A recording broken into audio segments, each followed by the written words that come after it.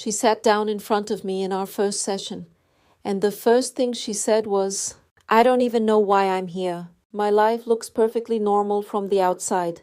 Her name was Caroline, 52 years old, a retired teacher, 3 grown-up children who adored her, a husband who, by all accounts, had never raised his voice, never spoken ill of her, never forgotten her birthday. And yet, she hadn't recognized herself in the mirror for years. She told me she felt like a ghost in her own home, present, but not really there, smiling, but not feeling anything genuine, living mechanically through a life that looked perfectly arranged and feeling utterly empty inside. "Am I being ungrateful?" she asked me. Because honestly, nothing bad has actually happened to me. I hear this far more often than you might imagine. Women, particularly women who have spent decades being the capable one, the dependable one, the one who keeps everything in order, so often arrive at my consulting room saying precisely this. Nothing dramatic happened. No one hurt me. No one was unfaithful. No one shouted. And yet something has been taken from them, slowly, quietly, with a smile. Today I want to speak about one of the most confusing and damaging patterns I encounter in my work, something I've come to call warm destruction. It doesn't have an official clinical name. But once I describe it to you, I think you'll recognize it immediately, because the most painful wounds aren't always the ones caused by cruelty. Sometimes they are left by a kindness, and that was never really kindness at all. Let me explain what I mean. Most of us recognize emotional manipulation when it appears obvious. Someone dismisses you. Someone criticizes you. Someone makes you feel inferior, and you know that you feel inferior. But Caroline's situation was different. Her husband David never put her down. In fact, he praised her constantly. "You're the most capable woman I've ever known. Honestly, I don't know what this family would do without you. You're so strong, Caroline. I've never met anyone quite like you." Beautiful words. And yet each one of them was followed by a but. "You're the most capable woman I've ever known, but I don't think you're quite ready for this conversation. I don't know what this family would do without you, but you've been rather sensitive lately and I'm a little worried about you.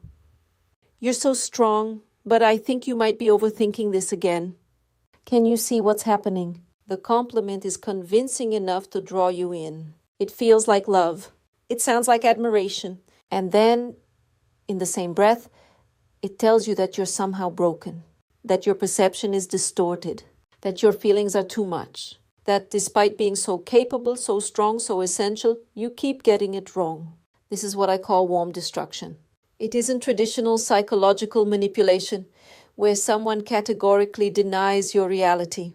This is something far more sophisticated and in many ways far more damaging, because it weaponizes your need to be seen as a good person. It uses praise as a doorway, and once you have walked through it, grateful and receptive, it closes behind you. In my clinical practice, this pattern appears most often in relationships where one partner has a constant need to control the narrative, to be the one who defines reality, to keep the other slightly destabilized, slightly insecure, slightly dependent on the relationship for any sense of self-worth. And which women do I see most often caught in this pattern? Women who were raised to be grateful. Women who were told that being loved was already something they ought to cling to. Women who learned very early on that their feelings mattered far less than the feelings of everyone around them. Women who were perfectly conditioned to receive this kind of treatment and to call it love. I want to pause here and speak to you directly for a moment. If you're watching this and something inside you has gone very still, that stillness that arises when something finally puts a name to what you've been carrying for years, I want you to stay with it. Don't rush past it, because what I'm describing is not weakness. It is not naivety. It is not a failure of intelligence or strength. It is what happens when someone who is fundamentally good, someone who genuinely wants to see the best in people, someone who perhaps learned from a young age that love requires sacrifice, meets someone who has learned to use that goodness against her. Caroline was not a passive woman. She was sharp, articulate, and deeply perceptive. In her professional life, she had managed classes of 30 children, dealt with difficult parents, and earned the genuine respect of her colleagues. But at home, Across 23 years, she had learned slowly, lovingly, and quietly to distrust herself. Not through violence, not through cruelty, through compliments that always came with a condition attached, through love that always came with a correction attached, through a consistent, gentle message that said, "You are wonderful, and yet you keep getting it wrong." And here lies the crucial point to understand. When the praise and the slight come from the same person, in the same voice, sometimes in the same sentence, your nervous system simply doesn't know what to do with it. You can't be angry because they were so kind. You can't grieve because nothing terrible happened. You can't leave because look at all the things they said about how much they love you. So instead, you internalize the contradiction. You decide that the problem must be you. You become smaller and smaller, not because you were broken, but because you were trying to make sense of something that had been deliberately designed not to make sense. This isn't confusion. It's a response to a system created to confuse you. And I need you to hear this clearly. You weren't too sensitive. You didn't think too much. You weren't ungrateful. You were paying attention. And someone spent years telling you that your attention was wrong. When Caroline and I began to work on this together, one of the first things I asked her to do was deceptively simple. I asked her to start noticing the but, not to react to it, not to confront it, just to observe. Because one of the most powerful tools in therapeutic work is learning to observe a pattern without the immediate need to correct it. When we can see something clearly, name it, recognize its shape, it begins to lose some of its power over us. At first, Caroline found this difficult. She had been living inside that pattern for so long that it simply felt like the weather, just the atmosphere of her life, not something that could be identified or changed. But gradually, something shifted.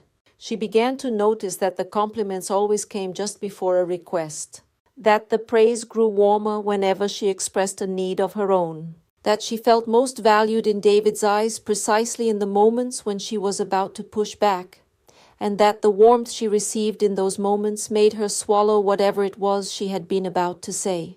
This was the mechanism. The praise wasn't random. It was strategic, not necessarily consciously so. Many people who behave in this way have simply learned over the course of their lives that warmth disarms, that a well-timed compliment is far more effective than an argument, that making someone feel truly seen is the quickest way to make them compliant. And when Caroline could see the pattern, really see it with her own eyes in real time, something extraordinary happened. She stopped doubting herself so easily.